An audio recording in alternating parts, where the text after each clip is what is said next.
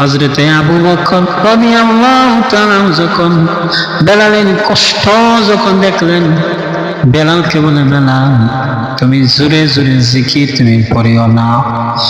বেলাল বলছে, আবু বকর ঠিক আছে।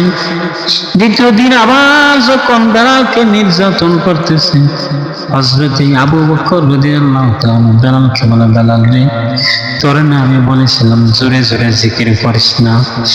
বেলাল বলে, ঠিক আছে, আর জোরে জিকির করবো না, হাত হাত বলবো না জোরে জোরে। এবার তৃতীয় দিন আবার যখন কাফেররা যখন বেলালকে নির্যাতন করতেছে, বেলাল জোরে জোরে আহাদ আহাদ বলতেছে। আবু বকর বলে, বেলাল তোমার না নিষেধ করেছিলাম জোরে জোরে জিকির করিও না।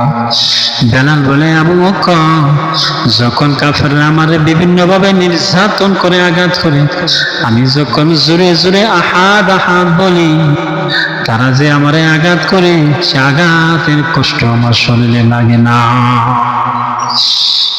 এবার বেলাল রাদিয়াল্লাহু তাআলা কষ্ট করতেছে ইসলামের জন্য।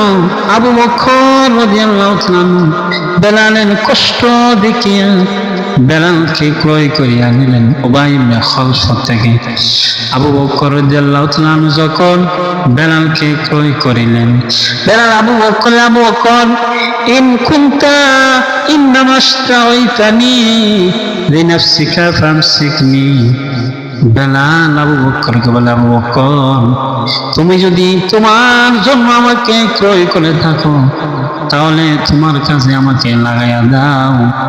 ওয়াইন কুনতা ইন্নামা আশতাইতানি লিল্লাহ, যদি তুমি আল্লাহর জন্য আমাকে ক্রয় করে থাকো, তাহলে ফাদানি ওয়া আমাল্লাহ, তাহলে তুমি আমাকে ছেড়ে দাও, আমি একমাত্র আল্লাহর ইবাদত করব। আবু বকর বেলালকে ডাক দিয়ে বলে, বেলাল